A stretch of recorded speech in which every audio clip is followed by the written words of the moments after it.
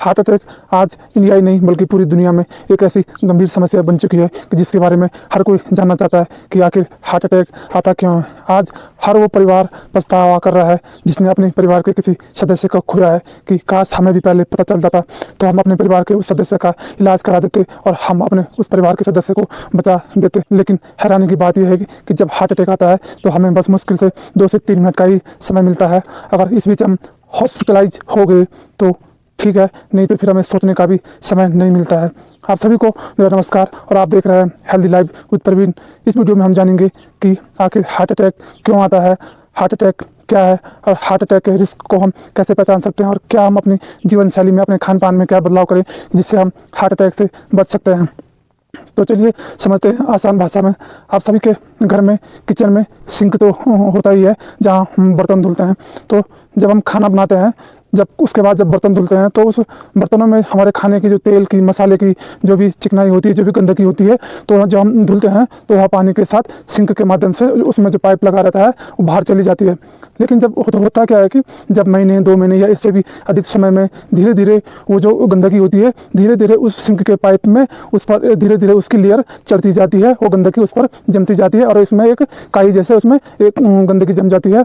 एक समय ऐसा आता है कि वह पाइप अचानक से वह बंद हो जाता है, ब्लॉक हो जाता है और पानी पूरा हमारे सिंक में भर जाता है। तो हम क्या करते हैं, उस पाइप को खोलते हैं और उस गंदगी को साफ करते हैं, पाइप चालू हो जाता है। तो इसी तरह से ठीक हमारे हार्ट में भी, हार्ट को ब्लड सप्लाई करने वाली जो आर्टरी होती है, नसें होती है, उनमें भी इसी तरह की ब्लॉकेज आती है।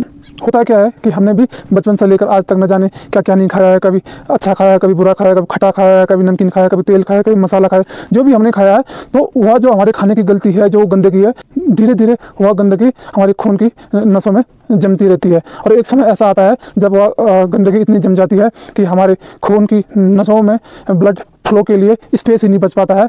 तो जब ब्लड फ्लो के लिए कोई स्पेस ही नहीं बचेगा तो हमारे हार्ट को जो ब्लड सप्लाई करने वाली कोरोनरी आर्टरी है वह ब्लॉक हो जाती है और हार्ट को ब्लड नहीं मिल पाता है, तो हार्ट काम करना बंद कर देता है और यही हार्ट अटैक है। कुछ मामलों में हमें हार्ट अटैक के कुछ संकेत कुछ समय पहले मिल जाते हैं, या कुछ दिन हो सकते हैं या कुछ महीने हो सकते हैं, लेकिन हमें उनको नज़रअंदाज कर देते हैं।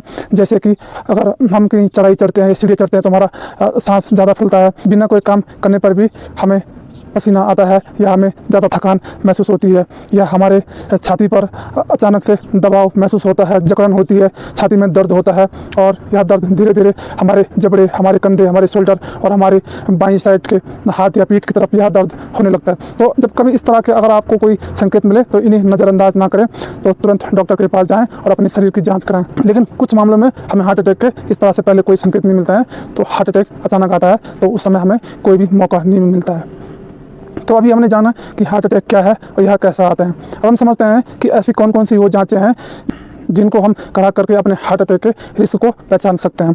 वैसे तो 8 से 10 जांच है जो हमारे हार्ट की फंक्शन के टेस्ट करते हैं, लेकिन मैं कुछ आपको मुख्य बताऊंगा जिन्हें आप करा करके अपने हार्ट अटैक के रिस्क को पहचान सकते हैं। सबसे पहले CBC complete blood count lipid profile, जिसमें कोलेस्ट्रॉल और TG की आप जाँच करा सकते हैं, उसे आप चेक कर सकते हैं। इसके अलावा आप ब्लड प्रेशर के माध्यम से आप अनुमान लगा सकते हैं। अगर जिनका BP हाई रहता है तो उनको हार्ट अटैक के चांस ज़्यादा रहता है। आप ब्लड शुगर से आप अनुमान लगा सकते हैं, जिन्हें ब्लड शुगर होती है उन्हें भी हार्ट अटैक का रिस्क उन्हें भी रहता है। इसके अलावा आप ECG करा सकते हैं जिसमें पूरे हार्ट की फंक्शन का जाँच होती है। इसके अलावा एक इको टेस्ट होता है जिसमें हार्ट की पंपिंग क्षमता और हार्ट के वाल्व की स्थिति का पता लगाया जाता है। दूसरा TMT टेस्ट होता है कि जब हम रनिंग करते हैं, दौड़ते हैं, तो उससे हमारे हार्ट पर क्या दबाव पड़ता है इसका पता लगाया जाता है। एक दूसरा टेस्ट होता है लाइपोप्रोटीन A, इसमें हार्ट के ब्लॉकेज का पता लगाया जाता है। और एक वो होता है हेमोसिस्टीन B, इसमें हार्ट में ब्लड क्लॉट की स्थिति का पता लगाया जाता है। तो इस प्रकार के आप इन जांचों को करा करके अपने हार्ट अटैक के रिस्क को पहचान सकते हैं। तो अब बात करते हैं कि हम अपनी जीवन शैली में, अपने खान पान में क्या बदलाव करें कि जिससे हम इस प्रकार के हार्ट अटैक की समस्या से बच सकते हैं। तो फिर से परहेज वही, चाहे कोई भी हमारी हेल्थ इश्यूज हो, उसमें सबसे मुख्य जो कॉमन परहेज है, काम है, वो यही है कि हमें किसी भी प्रकार का बाहरी खाने का, यानी कि जो बनावटी खाना है वो नहीं खाना है। वो चाहे जंक फूड हो, फास्ट फूड हो, या कोल्ड ड्रिंक हो, या कोई भी बेकरी आइटम हो, या मैदे की बनी चीज़ें, कोई भी जो बाहर की चीज़ें, हमें उसको अवॉइड करना चाहिए, तभी हम इस रिस्क को कम कर सकते हैं।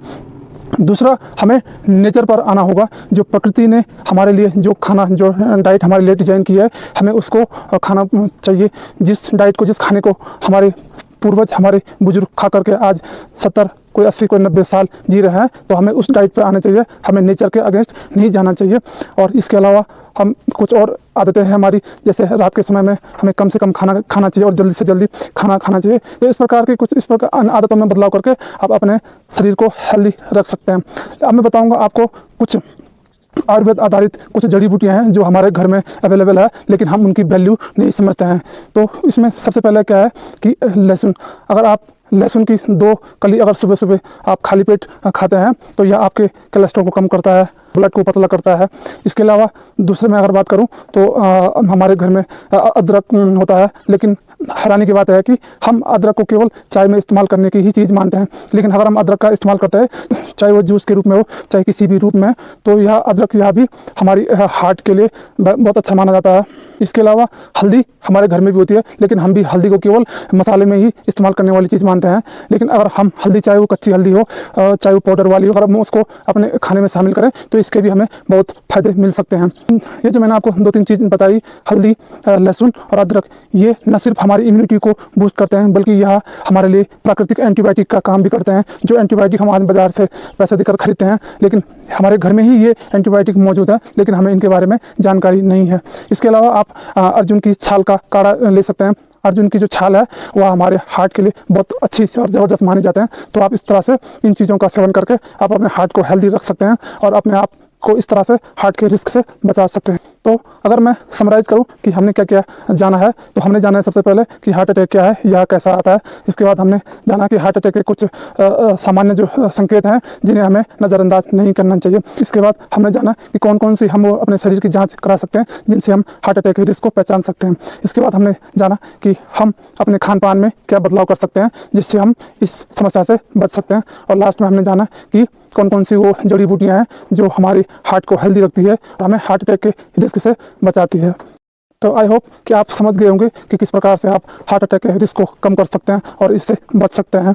तो इसी तरह के हेल्थ की रोचक जानकारी प्रतिदिन पाने के लिए आप मेरे यूट्यूब चैनल को सब्सक्राइब करें। और अगर आपको मेरी यह जानकारी अच्छी लगती है तो आप लाइक करें, कमेंट करें और शेयर करें, क्योंकि जब आप इस तरह की कोई वीडियो शेयर करते हैं तो आप न सिर्फ शेयर करते हैं बल्कि इससे आप लोगों की मदद भी करते हैं। क्योंकि एक सही जानकारी पता नहीं कब किसकी सोच बदल दे, और जब किसी व्यक्ति की सोच बदलती है तो उसके जीवन में बहुत बड़े बदलाव आते हैं।